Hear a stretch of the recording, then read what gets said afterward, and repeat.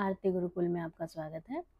और आप सबको पता चल ही गया होगा कि 29 जून को आपका हिंदी का पेपर है और पेपर फर्स्ट शिफ्ट में ही है।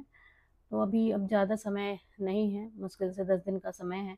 तो इसमें आपको जितना ज़्यादा ज़्यादा हो सके आप अपनी पढ़ाई पे ध्यान दीजिए और ना सिर्फ अपना पेपर बल्कि पेपर 1 को भी उतना ही महत्व दीजिए जितना कि पेपर 2 को महत्व दे रहे हैं, क्योंकि पेपर 1 से भी बहुत ज़्यादा अगर आपका कम उसमें पेपर 1 में आता है तो फिर नंबर आप जेआरएफ करने के लिए जो है सफिशिएंट नंबर नहीं आ पाता है।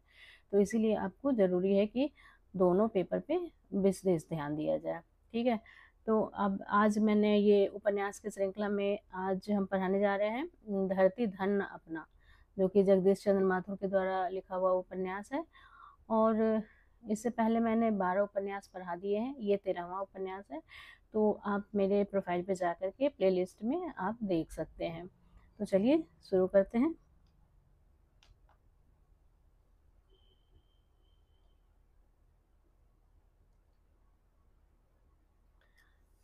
धरती धन अपना उपन्यास का इसका सबसे जो मुख्य चीज है वो है ये घोड़ेवाहा गांव।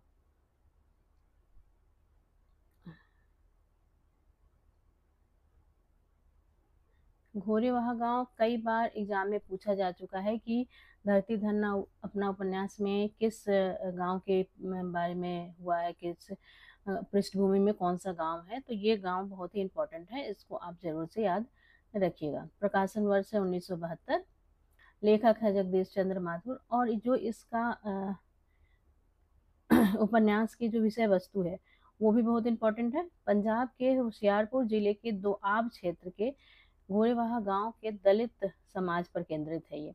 तो ये सब चीजें, ये चारों चीजें बहुत इंपॉर्टेंट है, इसको आप जरूर से याद रखिएगा।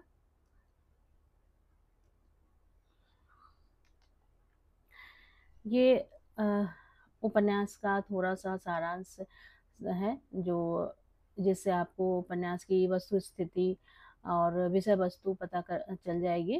तो आप को पूरा उपन्यास अगर आप नहीं भी पढ़ते हैं तो भी ये सब चीज़ें पढ़ करके आप एग्ज़ाम में जो महत्वपूर्ण चीज़ें हैं उसके बारे में अगर कुछ भी आता है तो उसको आप कवर कर पाएंगे। यह उपन्यास पंजाब के होशियारपुर जिले के दोआब क्षेत्र के घोड़ेवाहा गांव के दलित समाज पर केंद्रित है। ये इतनी चीजें आप एक तरह से कीवर्ड समझ लीजिए। पंजाब, होशियारपुर, घोड़ेवाहा गांव और दलित समाज, ये इस उपन्यास का कीवर्ड है। तो इसको आप जरूर याद रखिएगा। इसका प्रकाशन वर्ष 1972 में हुआ था। इस उपन्यास के केंद्र में काली और ज्ञानों की प्रेम कथा है। काली और ज्ञानों की प्रेम कथा है। ये दोनों मुख्य पात्र हैं, काली और ज्ञानों। तथा पूंजीवादी सभ्यता द्वारा किस तरह हरिजनों का शोषण होता है इसे दर्शाने की कोशिश की गई है। उपन्यास का आरंभ काली, जो कि हरिजन जाति का है, उसके 6 वर्ष बाद कानपुर शहर से घोड़ेवाहा लौटने से होता है। ये समय भी आप जरूर याद रखिएगा, क्योंकि एनटीए जिस तरह से एग्जाम में प्रश्न पूछ रहा है उसमें अगर कोई वर्ष है, अगर कोई किसी का जो एज है, वो सब चीज़ें ये याद रखना बहुत ही ज़रूरी है।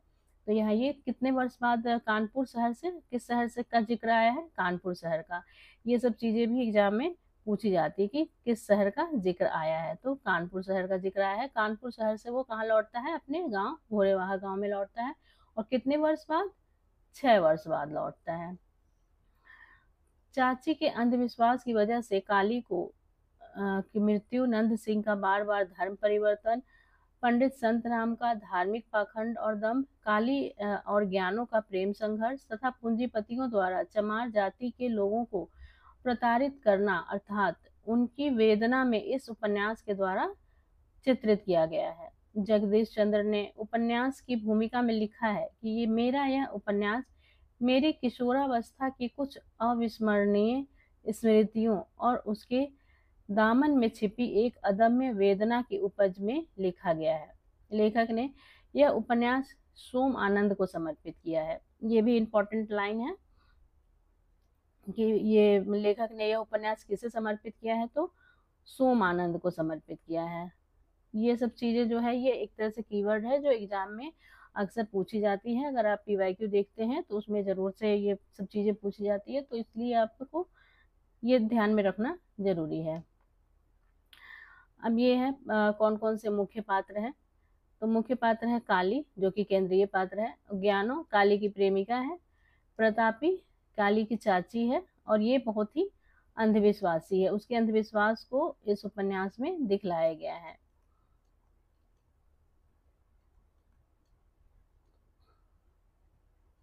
ये बहुत ही अंधविश्वासी है। जस्सो, जस्सो जो है वो कौन है, ज्ञानों की माँ है। मंगू, ये ज्ञानों का भाई है। चौधरी, ये हरनाम सिंह चौधरी साहब गांव का है, ये हरनाम सिंह है। छज्जू शाह, ये साहूकार है। बिशन दास, ये डॉक्टर है। निहाली जो है वो काली की पड़ोस की ताई है और जीतू की माँ भी है। जीतू कौन है, ये काली का दोस्त है। प्रीतो पड़ोस की चाची है। निक्कू प्रीतो का पति है, मुंशी भी है। शिवराम जो है वो गांव के मास्टर हैं। पंडित संतराम, ये गांव के पंडित है। बंतु पिता चन्नाराम और ठकुरी माता का पुत्र है। ये सिद्धू, ये काली के चाचा है। अमरू जो है वो निक्कू का बेटा है। ये सब इसमें ये गौण पात्र हैं। और ये दीनू जो है गांव का कुम्हार है। लच्छो प्रीतो की पुत्री है। हरदेव हरनाम सिंह का भतीजा है। नाहर सिंह संता सिंह का भाई है। नंदा सिंह जाति बदलने वाला मोची है, बाद में इसका नाम रामदसिया पड़ गया। पालो जो है वो बूढ़ा सिंह का लड़का है। ठाकरी, ये नंद सिंह की पत्नी है। और संता सिंह मिस्त्री है। अब ये कहानी का सारांश देखते हैं। धरती धन्य अपना उपन्यास का आरंभ कालिदास के अपने गांव घोड़ेवाहा लौटने से होती है। अब ये देखिए काली का पूरा नाम क्या लिखा है इसमें, कालिदास। इस उपन्यास में एक जगह लिखा है काली का पूरा नाम कालिदास, तो आप इसको भी ध्यान में रख सकते हैं, क्योंकि एग्जाम में ये कोई ठीक नहीं है कि इस तरह के प्रश्न आते ही आते हैं कि काली का पूरा नाम क्या था, तो वहाँ पे कहीं पे काली राम लिखा होगा, कालीमल लिखा होगा, या तो कालिदास। आपको ये ध्यान में रखना जरूरी है कि इसका पूरा नाम क्या था, कालिदास। गांव में उसकी एक चाची प्रतापी रहती है, जिसने उसको पाला पोसा था। उसके माँ बाप की मृत्यु उसकी शैशवावस्था में ही हो जाती है। 6 वर्ष बाद जब काली कानपुर से अपने गांव आता है तो देखता है कि चमारों के मोहल्ले में एक कोठा भी अभी तक पक्का नहीं हुआ है। गांव में जमीनों के मालिक चौधरी हैं। वो लोग बेबात चमारों से गाली गलौज और मारपीट करते हैं। उपन्यास के प्रारंभ में ही हरनाम सिंह निर्दोष जीतू की पिटाई करता है। मंगू चमार चौधरी हरनाम सिंह का गुलाम बना रहता है, जबकि उसकी बहन ज्ञानो चौधरियों के अन्याय का विरोध करती है। कालिदास अपने कच्चे मकान को गिराकर पक्का मकान बनाना चाहता है, लेकिन उसे छज्जू शाह बताता है कि यहाँ दलित लोग रहते हैं, वह जमीन उनकी नहीं है। वो शामलात हैं, अर्थात वो लोग उस पर केवल रह सकते हैं। ये शामलात शब्द आया है, इसका मतलब होता है कि इस जगह पे केवल लोग रह सकते हैं, वो उसे खरीद नहीं सकते।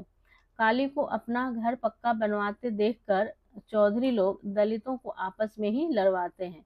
मंगू और काली के बीच लड़ाई हो जाती है। इसी दौरान काली का ज्ञानों के साथ प्रेम भी बढ़ने लगता है। काली को पक्का मकान बनवाते देखकर छज्जू शाह, मिस्त्री आदि सभी लोग उसे चमार कहकर छुआछूत का व्यवहार करते हैं। इसी छुआछूत से बचने के लिए नंद सिंह पहले सिख और फिर बाद में ईसाई बनता है, लेकिन उसके साथ फिर भी वैसा ही व्यवहार होता है।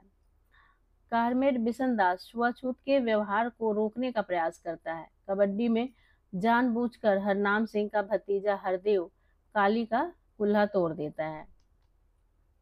अचानक काली की चाची प्रतापी बीमार पड़ जाती है और उसका देहांत हो जाता है। तभी काली का सारा धन और उसकी चाची द्वारा बनवाए गहने एक पड़ोसिन चुरा लेती है। वह चाची की मृत्यु पर शोक जताने आई थी। काली फिर से घास खोदने और लालू पहलवान के यहाँ मजदूरी करने लगता है। गांव में बाढ़ आती है तो उसका मुकाबला चमार और चौधरी मिलकर करते हैं, लेकिन चमार लोग बेगारी करने से मना कर देते हैं। इससे चमारों का सामाजिक बहिष्कार किया जाता है। अंत में 15 दिनों तक बच्चों को भूख से बिलबिलाते देखकर चमारों का साहस जवाब दे जाता है और वो चौधरियों की शर्तों को मान लेने के लिए विवश हो जाते हैं। दोनों पक्ष संघर्ष को व्यर्थ समझकर आधे दिन की दिहाड़ी पर समझौता कर लेते हैं। उपन्यास का अंत काली के प्रेम की त्रासदी से होता है, जहाँ ज्ञानो गर्भवती हो जाती है और काली का कोई नहीं होने के कारण उसका विवाह उससे नहीं किया जाता, बल्कि उसे जहर देकर मार दिया जाता है। अंत में काली को अपनी प्रेमिका की हत्या का मर्मांतक दुख देखकर गांव से भागना पड़ता है। अब इसमें अब तक आपने कहानी देख लिया कि किस तरह से काली जो है वो अपने मतलब संघर्ष करता है दलित होने की वजह से। उसी में उसका पूरा जीवन दिखलाया गया है और उसके माध्यम से, काली और ज्ञानों के माध्यम से, उस पूरी दलित प्रजाति का पूरा जो जीवन है किस तरह से संघर्ष करते हुए बीतता है, वो सारी चीजें दिखलाई गई है। उसी में अशिक्षा, अंधविश्वास, ये सब चीजें भी हैं जो कि उन्हें आगे बढ़ने से रोकती हैं। तो ये सारी चीजें भी उसमें, उस उपन्यास में बखूबी दिखलाई गई हैं। अब हम ये प्रमुख पंक्तियां देखेंगे। गोबर की तेज बदबू ने उसे चमादरी, यानी हरिजनों की बस्ती को क्या कहा गया? चमादरी। चमादरी के निकट होने का संकेत दिया। ये उस समय का जब वो कानपुर से काली लौट कर आता है, तब उसे गोबर की बदबू से इससे पता चलता है कि वो लोग मतलब साफ सफाई के प्रति जागरूक नहीं थे। गली में कई कुत्तों ने मिलकर उसका स्वागत किया। दूसरी ओर से भी कुत्तों ने उत्तर में भौंकना शुरू कर दिया और इतना शोर मचाया कि काली को शक होने लगा कि शायद इस गली में सिर्फ कुत्ते ही रहते हैं। चाची ने काली की आवाज को पहचानते हुए स्नेह और आश्चर्य भरे स्वर में कहा, जैसे उसे विश्वास न आया हो। फिर उसने काली के सिर पर हाथ फेरते हुए उसे ऊपर उठाया और उसका माथा चूम कर बोली, रख साइयां दी।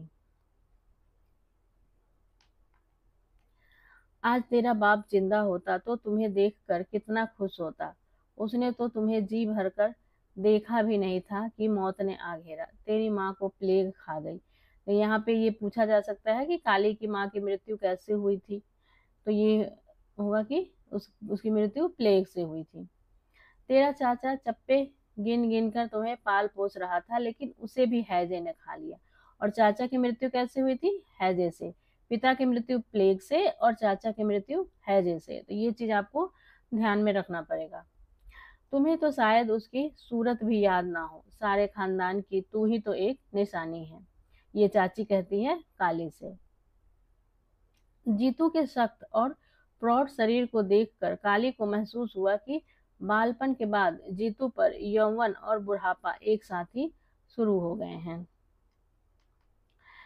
चौधरी एक बार ही इसका खात्मा कर दे, रोज रोज का कलेश तो मिट जाएगा। किसी की फसल कट जाए तो चोर जीतू, किसी का कोई नुकसान हो जाए तो जिम्मेदार जीतू। ये निहाली कहती है चौधरी से, क्योंकि चौधरी ने जीतू को बहुत मारा था, तो इसीलिए वो कह रही है। निहाली जीतू की ओर संकेत करती हुई कहती है, काली देख, चौधरी ने इसका क्या हाल किया है। नाक को हाथ लगाती हूँ तो तरफ उठता है। भला इसने चौधरी का क्या बिगाड़ा था जो इसे पुलिसियों की तरह मार मारी है। पूरा साल उसकी बेगार करता रहा और इसे सारी मेहनत का यह इनाम मिला। ये सब निहाली जो है वो काली से कह रही है। प्रीतो मोहल्ले की औरतों में सबसे आगे खड़ी थी। वह मटकते हुए बोली, रंडी का पूत सौदागर का घोड़ा, जो करे सो ही थोड़ा। जीतू तो आग की नाल है नाल, कहीं लगता है तो कहीं बुझाता है। ये सब चीजें जो है वो बात हो रही है। हालांकि उन लोगों में आपस में एकता भी नहीं है, इस चीज को भी दर्शाया गया है कि उन लोगों में एकता नहीं है। इसी का फायदा चौधरी उठाते हैं और उन्हें आपस में ही लड़वाए रहते हैं। ताई निहाली सोच में डूबी हुई बोली, ताई घर में गुड़ तो है, चाय की पत्ती भी मिल जाएगी, लेकिन दूध कहाँ से आएगा। चौधरी के घर से तो लस्सी भी बहुत मुश्किल से मिलती है, दूध कौन देगा। गली में तो सिर्फ मंगू के घर भैंस है, वहां से दूध तो क्या, खाली बर्तन भी वापस नहीं मिलेगा। ये निहाली कहती है। माई, तूने इसे सर चढ़ा रखा है, उठा इसे, बेकार खाट तोड़ रखा रहा है। अगर बात थाने तक पहुंच गई तो वे मार मार कर इसे दिन में तारे और रात में सूरज दिखा देंगे। चौधरी के खेत में बाड़ लगाई जा रही है, इसे कहो वहां चला जाए, चौधरी खुश हो जाएगा। ये मंगू कहता है निहाली से।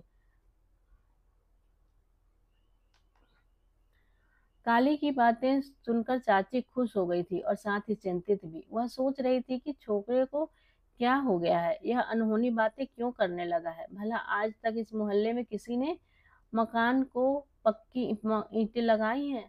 चाची ने मन ही मन मन्नत मांगी कि काली ऐसी बातें सोचना छोड़ दे।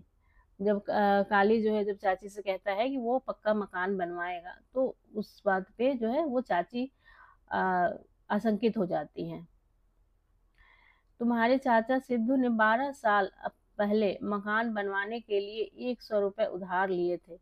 उसे ब्याज लेना तो मैंने मुनासिब नहीं समझा, क्योंकि वह अपना प्रेमी था। उसने असल रकम में से 75 रुपए ही वापस किए और 25 रुपए अभी बाकी थे कि उसे मौत ने आ घेरा। बेचारा बहुत ईमानदार आदमी था। मेरा बड़े बड़े चौधरियों और साहूकारों से लेन देन है, लेकिन उस जैसा ईमानदार आदमी आज तक नहीं देखा। ये छज्जू शाह कहता है काली से। ये छज्जू शाह जो है वो साहूकार है, तो वही काली से कह रहा है। कहने का मतलब उसका यही रहता है कि 100 रुपए में से 75 रुपए वापस कर दिए और 25 रुपए बाकी हैं, जो कि उसे काली से चाहिए, क्योंकि वो उसका भतीजा है। छप्पर सबका साझा है, क्या कमीन क्या चमार, क्या जाट क्या महाजन, जितनी जी चाहे मिट्टी खोद लो, लेकिन इतना ख्याल रखना कि कहीं यह गहरा गड्ढा न बन जाए। 5 साल ऊंचे मोहल्ले के पूरन सिंह ने वहां कुआं सा खोद दिया था। बरसात में छज्जू शाह की भैंस उसमें ऐसी फंसी कि उसे बल्लियां देकर निकालना पड़ा था। चौधरी कहता है काली से, क्योंकि चौधरी जो है वो काली की इस बात से नाखुश रहता है कि वो पक्का मकान बनाने जा रहा है। शरारत पहले भी होती थी, लेकिन लोग चुपचाप सहन कर लेते थे। मैं उस समय चुप नहीं रह सकता जब पानी सिर से गुजरने लगे। ये काली कहता है चौधरी से। मैं तो जमीन के इस टुकड़े को भी जायदाद नहीं समझता, मैं तो सिर्फ मलबे का मालिक हूँ। ये देखिए, ये इम्पोर्टेंट पंक्ति है। बहुत ही हो सकता है कि सिर्फ इतने से पंक्ति देकर ही पूछा जाए कि ये किस उपन्यास से आई है या किसने कहा है। तो आपको ये ध्यान में रखना होगा कि ये बात कौन कहता है। ये काली कहता है चौधरी से। ये काली का कथन है चौधरी से, और ये धरती धन अपना उपन्यास से ये कथन है। मैं तो सिर्फ मलबे का मालिक हूँ। ब्याह के बिना जिंदगी भी सुलगती लकड़ी की तरह है, जिसमें से सिर्फ धुआं निकलता है। वह आंखों में आंसू तो ला देता है, लेकिन गरमाइश नहीं पहुंचाता। ये मिस्त्री कहता है काली से। अच्छा अच्छा, निक्कू के साथ तेरे झगड़ा हुआ था। मुझे नंद सिंह ने बताया कि काली और निक्कू में झगड़ा हो गया है। किसके बीच में झगड़ा हुआ था? काली और निक्कू में। उस समय मुझे समझ में नहीं आया था कि तेरा ही नाम काली है। सच्ची बात पूछो तो गांव में कुत्तों और चमारों की पहचान रखना भी मुश्किल है, संता सिंह ने हंसते हुए कहा। किस तरह से मतलब उनका मजाक उड़ाया जाता था उनकी जाति का, ये इस उपन्यास में दिखलाया जाता है। वही जो कुत्ते का कुतिया से होता है। काली आ, वह जा अपनी ब्याहता हो उसे। अच्छा, ये कहता है, मतलब ये संता सिंह कह रहा है काली से, काली अपनी पत्नी के पास जाओ, वहां जाओ जहां तुम्हारी ब्याहता हो, उसी सिर पर चढ़ाओ या पाँव के नीचे दबाओ, कोई उंगली नहीं उठा सकता। लेकिन पराई जनानी तो मुहजार घोड़ी की तरह होती है, पता नहीं कब मिदक जाए। बहुत अच्छा किया बेटा, ईसा मसीह की भी यही तालीम है कि पड़ोसियों के साथ शांति से रहो। आसमानी किताब में लिखी हुई बातें सदा सच होती है। ये पादरी कहता है काली से। तू भी बन जा क्रिस्तान। क्रिस्तान यानी कि क्रिश्चियन बनने के लिए कहा जा रहा है कि पंडित संतराम उसे झिड़कता हुआ बोला। फिर कुछ देर तक खामोश रहकर हारी हुई आवाज में कहने लगा, नंद सिंह तो पहले से नीच था। जो आदमी गौ माता और उसके कोख जाय से चमड़े के जूते बना सकता है, वो गाय का मांस भी खा सकता है। कभी कभी मैं आप लोगों के मोहल्ले में जाता हूँ, ईसा मसीह का भी यही हुक्म है। वैसे भी गरीब आदमी परमात्मा के ज्यादा नजदीक होता है। अंजिल पाक में लिखा है, ऊंट का सुई के सुराख से गुजर हो सकता है, लेकिन धनवान का स्वर्ग में गुजर मुमकिन नहीं है। ये पादरी कहता है काली से। पादरी भी उसे जो है अपना धर्म अपनाने पर, यानी धर्म परिवर्तन करने पर, सबको, वो जितने भी गरीब होते हैं उनको पादरी क्या करता है कि धर्म परिवर्तन करने पर विवश करता है। तू जब भी मुंह खोलता है तेरी काली जबान पर मार्क्स और लेनिन का नाम होता है, और जब यह पादरी बोलता है तो एक ही आवाज निकलती है, वह भी अंजिल और ईसा मसीह का। यहाँ पर ये याद करना भी जरूरी है, आपको ध्यान दीजिए, मार्क्स और लेनिन, यहाँ पे मार्क्स और लेनिन का नाम आया है। तो एग्जाम में ये भी पूछा जा सकता है कि किस उपन्यास में मार्क्स और लेनिन का जिक्र हुआ है। तो आपको याद रखना होगा कि धरती धरना अपना उपन्यास में मार्क्स और लेनिन का जिक्र हुआ है। सवेरे नंद सिंह को देखकर वह बोला, सुन चमारा, ईसाई बनने के बाद कुछ फर्क पड़ा क्या? टट्टी पेशाब पहले की तरह ही करता है या तरीका बदल गया है?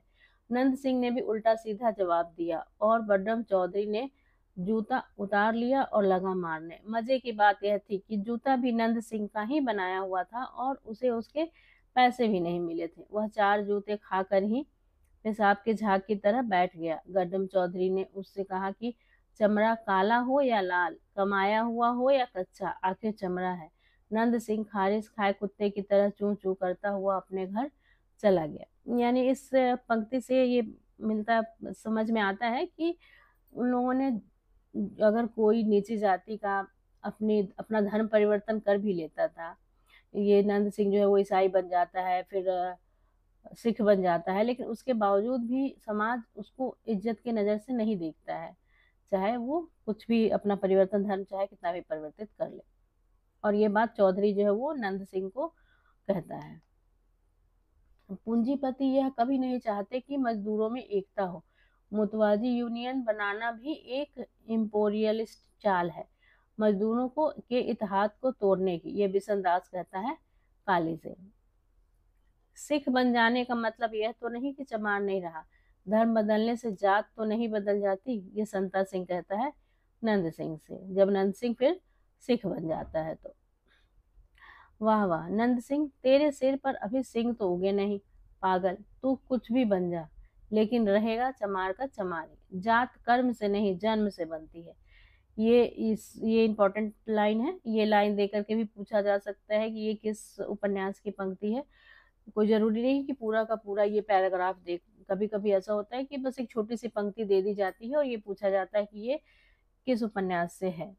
तो यहाँ पर आप देख सकते हैं कि ये जात कर्म से नहीं जन्म से बनती है, ये यहाँ पे बिशन दास जो है वो काली से कहता है। जिस तरह बड़ी मछली छोटी मछली को खाती है, उसी तरह बड़ा तबका छोटे तबका को एक्सप्लॉइट करता है, यानी उसकी मेहनत का फल उसे नहीं खाने देता बल्कि खुद खा जाता है। इसी तरह से क्लास स्ट्रगल यानी वर्ग संघर्ष पैदा होता है, लेकिन मार्क्सवादी इनकलाब से यह तबका खत्म हो जाएगा और प्रोलेतारिया यानी सर्वहारा वर्ग का बोलबाला होगा। ये यहाँ पे ये इम्पोर्टेंट पंक्ति है आपका, यहाँ से लेकर के और यहाँ तक की जो पंक्ति है ये इम्पोर्टेंट है। ये पंक्ति अगर दे करके आपको पूछ लिया जाए कि किस उपन्यास, यहाँ तो आपको समझ में आ जा रहा है कि ये धरती धरना अपना उपन्यास का है, लेकिन जब एग्जाम में ये पंक्ति अलग से आपको दिखेगी तो आप कंफ्यूज हो जाओगे। तो इसलिए आप एक चीज याद रखना कि मार्क्सवादी इनकलाब की अगर कहीं पे बात होती है तो वो धरती धरना अपना उपन्यास है। और ये कौन कहता है? बिशन दास कहता है काली से। तू क्या समझता है, ईसाई बनने से उसका हुलिया बदल जाएगा? सच मजहब फरेब है, सब मजहब फरेब है। अमीरों और पूंजीपतियों ने आम लोगों को लूटने और उन्हें गुमराह करने के लिए ये सब ढकोसले खड़े किए हैं। ये भी बिशनदास जो है वो बंतू से कह रहा है। हम चमार हैं, चौधरियों के कमीन, आप चौधरी हैं हमारे मालिक। कमीन का मतलब गुलाम। आप जो भी दंड देंगे, जिसको भी देंगे, वह उसे कबूल करना होगा। नदी में रहकर मगरमच्छ से बैर नहीं रखा जा सकता। ये बाबे फत्तू कहता है चौधरियों से। चौधरियों, आमद किसी का राजक नहीं है, हमारा राजक भी वही है जो तुम्हारा है। तुम लोगों को जमीनों का अहंकार है। हमने तुम्हारी बहुत बातें सुनी है, लेकिन हर चीज की हद होती है। हम पत्थर नहीं हैं, हम भी इंसान हैं। ये काली ने आगे बढ़कर, मतलब काली कहता है ये, चौधरियों से कहता है काली। कालिदास, दरअसल सारी खराबी कैपिटलिस्ट सिस्टम की है। हमारे देश में तो हालत और भी गंभीर है। यहाँ अभी पूंजीवाद भी पूरी तरह से नहीं आया। दुनिया समाजवाद की तरफ बढ़ रही है और हम अभी तक जागीरदारी के चक्कर में फंसे हुए हैं। ये बिसनदास जो है वो काली से कहता है। बहुत उथल पुथल होगी। पूंजीवाद और जागीरदारी सिस्टम इनकलाब को असफल बनाने की कोशिश करेंगे। अपने एजेंटों की मार्फत इनकलाबी ताकतों में फूट डालेंगे, उन पर हमले करेंगे, खून खराबा होगा, खून की नदियां बहेंगी और हजारों लोग मरेंगे। ये बिसनदास ये भी काली से कहता है। इस उपन्यास में मतलब पूरी तरह से ये दिखलाया गया है कि दलित जो है उनके अंदर किस तरह से एक खौफ है चौधरियों के प्रति। वो खुद ही आगे नहीं निकलना चाहते और ना ही अपने समाज के कोई भी, काली का भी कोई साथ नहीं देता है। वो अपने ही समाज को आगे बढ़ाना चाहता है, लेकिन फिर भी उसके ही जो बिरादरी वाले होते हैं वो उसका साथ नहीं देते हैं। और इसका सबसे बड़ा कारण है अशिक्षा। अशिक्षा और उनके अंदर जागरूकता की कमी, अंधविश्वास, बीमारी, साफ सफाई, ये सब चीजें, सब कुछ इस उपन्यास में दिखलाया गया कि क्यों एक दलित जो है वो पिछड़ा है। और उसके उसके पीछे ये दिखलाया गया सबसे ज्यादा उन लोगों को जो है वो जो चौधरी है वो लोग उनके ऊपर इसलिए राज करते हैं क्योंकि वो अशिक्षित हैं और अपने महत्व को नहीं समझते, अपने काम के महत्व को नहीं समझते हैं। और इसीलिए यहाँ पे लेनिन और मार्क्सवाद ये सब चीजों की चर्चा की गई है, क्योंकि लेनिन और मार्क्सवाद ने मजदूरों को उनका हक दिलाने की बात की है। तो उसी सिद्धांत की यहाँ पे बात की गई है और बार बार ये चीज कहा गया है कि जो मजदूर काम कर रहे हैं, जो किसान काम कर रहे हैं, तो उन्हें उनकी जो भी वो काम कर रहे हैं उसका बराबर का हक मिलना चाहिए। वो जो पैसे अगर चौधरी उन्हें दे रहे हैं तो वो उनका हक है और उन्हें उचित मात्रा में मिलना चाहिए। उनके काम का, उनकी मजदूरी का या उनकी ताकत का सिर्फ अपने लिए गलत उपयोग नहीं करना चाहिए। तो ये सब चीजें इस उपन्यास में आपको दिखाई देंगी। और धर्म परिवर्तन किस तरह से जो पादरी है, सिख है, वो सब किस तरह से धर्म परिवर्तन के प्रति इनको उकसाते रहते हैं, लेकिन धर्म परिवर्तन करने के बाद भी इनको वो सम्मान नहीं मिलता है जो उन लोगों को मिलता है। वो रहते हैं चमार के चमार ही, ये उपन्यास में कहा गया है। शास्त्रों के अनुसार बलि का फल केवल उसे मिलेगा जो सामग्री पर नामा खर्च करेगा, यानी पैसा खर्च करेगा। मान लो ख्वाजा पीर को दया आ गई और उन्होंने बलि स्वीकार कर ली, तो उसका सारा फल बूटा सिंह को ही मिलेगा। सारा गांव चौबुर्द हो जाएगा और सिर्फ बूटा सिंह का घर बार बचेगा। ये संत राम कहता है पालो से। सुबह तक बाढ़ का जोर खत्म हो गया, लेकिन खेतों में चारा और पानी भरा हुआ था। मिट्टी नरम हो जाने से मक्के की फसल जमीन पर बिछ गई थी। खेतों में बल खाती हुई पगडंडियां और रास्ते पानी में डूबे हुए थे। जहां तक नजर जाती, हरियालों के नीचे बिछी हुई पानी की चादर कहीं मैली और कहीं चमकदार दिख रही थी। पूंजीपति और जमींदार हमेशा से मेहनत कश प्रोलतारी तबके पर जुमले कसते आए हैं, उसको एक्सप्लॉइट करते रहे हैं। लेकिन जब प्रोलतारी तबके में इनकलाबी स्पिरिट जाग उठती है तो वह तबका बढ़कर इन ताकतों को तिनकों की तरह बहा ले जाता है। ये बिसनदास कहता है काली से।